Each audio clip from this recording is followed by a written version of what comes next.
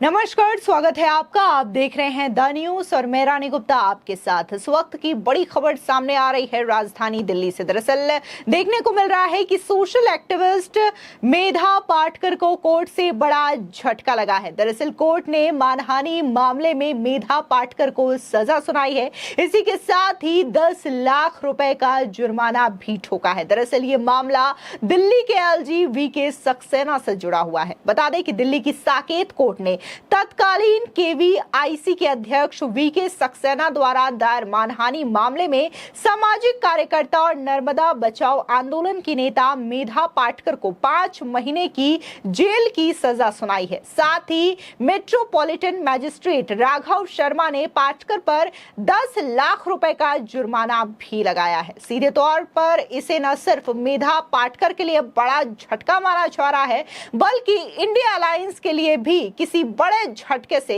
कम नहीं है। दरअसल आपको बता दें कि अदालत ने अपने फैसले में कहा है कि उनकी उम्र, स्वास्थ्य और अवधि को देखते हुए ज्यादा सजा नहीं दी जा रही है और अदालत ने अपने सामने मौजूद सबूतों और इस तथ्य पर विचार करने के बाद मेधा पाटकर को यह सजा सुनाई है।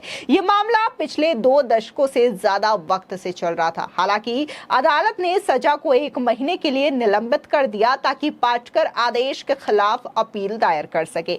वहीं मेधा पाटकर ने अदालत के समक्ष जमानत याचिका भी दायर की है। बता दें कि इस अपराध के लिए अधिकतम 2 साल तक की साधारण कैद या जुर्माना या दोनों की सजा का प्रावधान है। वहीं साकेत कोर्ट ने 24 मई को सामाजिक कार्यकर्ता और नर्मदा बचाओ आंदोलन की नेता मेधा पाटकर को मानहानि मामले में दोषी ठहराया था। उनके खिलाफ तत्कालीन केवीआईसी अध्यक्ष वीके सक्सेना, जो कि अब दिल्ली के एलजी हैं, उनकी ओर से मानहानि मामला दायर किया गया था। अदालत के फैसले के बाद मेधा पाटकर की प्रतिक्रिया भी सामने आई है। उन्होंने कहा कि सत्य को कभी पराजित नहीं किया जा सकता। साथ ही उन्होंने कहा कि सत्य को कभी हराया नहीं जा सकता।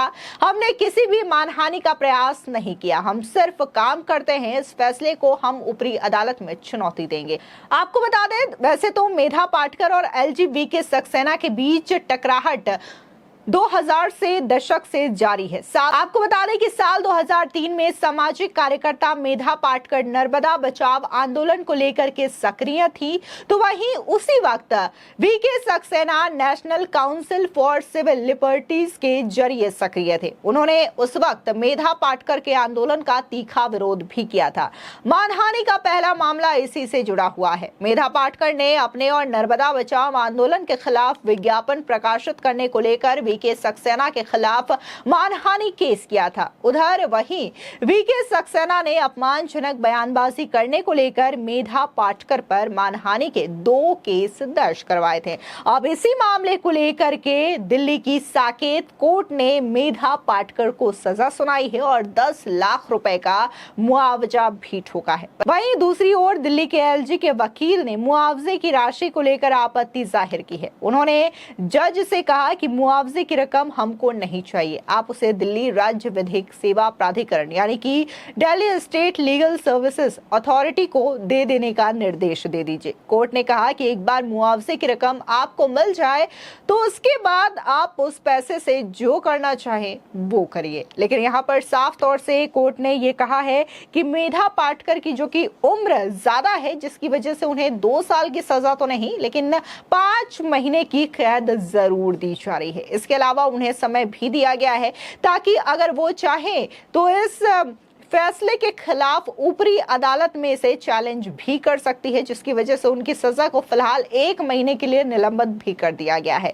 फिलहाल इस पूरे मामले को अगर देखा जाए तो मेधा पाटकर जो हैं वो सोशल एक्टिविस्ट हैं, लेकिन गलत बयानबाजी की थी उन्होंने तत्कालीन एलजीबीके सक्सेना को लेकर के, जिसकी वजह से उन पर मानहानि का केस दायर किया गया था। अब इसी मामले को लेकर के उन्हें सजा सुनाई गई है।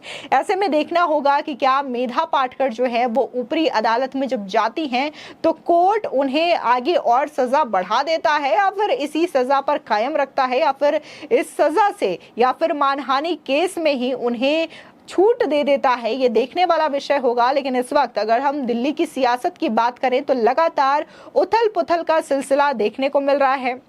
यहाँ पर ये जो लड़ाई है वो सिर्फ दिल्ली के एलजी या मेधा पाटकर की बीच की नहीं है, बल्कि अगर हम बात अभी के वर्तमान समय की करें तो यहाँ पर भी दिल्ली के एलजी और आम आदमी पार्टी की सरकार के बीच भी बड़ी टकराव देखने को मिलती है।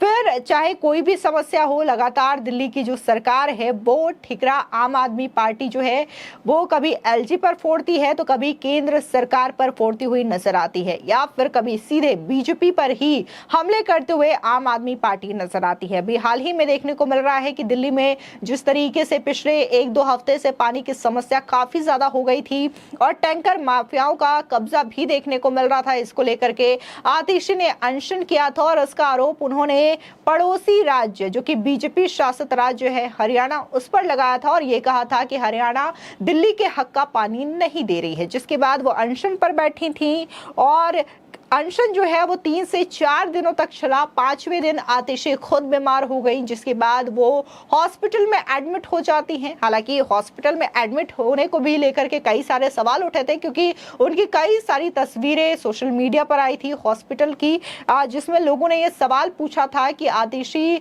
सिर्फ और सिर्फ ड्रामा कर रही हैं, नाटक कर रही हैं, ना तो उन्होंने ठीक से अनशन किया और ना ही वो इस तरीके से किसी सीरियस कंडीशन में है। हालांकि बाद में जैसे वो हॉस्पिटल में एडमिट होती हैं, संजय सिंह इस आंदोलन को खत्म करने की घोषणा कर देते हैं।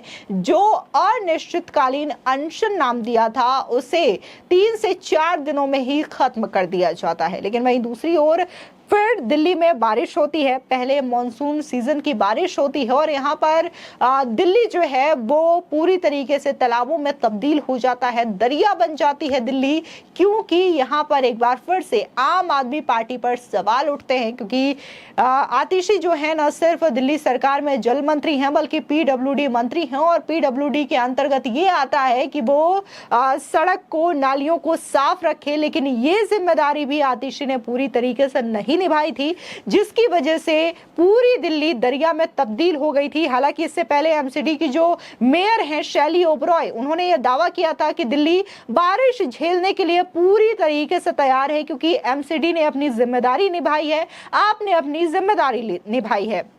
लेकिन अगले दिन बारिश होती है और आम आदमी पार्टी की ओर से ये जो दावा किया गया था उसकी पोल खुल जाती है और इसको लेकर के बीजेपी ने भी कई सारे सवाल उठाए और ये कहा कि आम आदमी पार्टी सिर्फ और सिर्फ झूठे वादे करती है। जिस दिल्ली को उन्होंने ये कहा था कि वो लंदन बना देंगे, वेनिस बना देंगे, लेकिन आज पूरी दिल्ली डूब चुकी है। हालांकि इसको लेकर के भी काफी ज्यादा राजनीति देखने को मिली। तो वहीं बात अगर हम दिल्ली के सीएम अरविंद केजरीवाल की करें तो फिलहाल वो इस वक्त तिहाड़ जेल में बंद है। शराब घोटाला मामले को लेकर के उनके ऊपर केस चल रहा है। पहले ईडी उन्हें गिरफ्तार करती है, उसके बाद सीबीआई गिरफ्तार करती है और अब वो 12 जुलाई तक के लिए जुडिशियल कस्टडी में है। फिलहाल इस पूरे मामले को लेकर के आपकी क्या राय है, हमारे कमेंट सेक्शन में जरूर बताएं। धन्यवाद।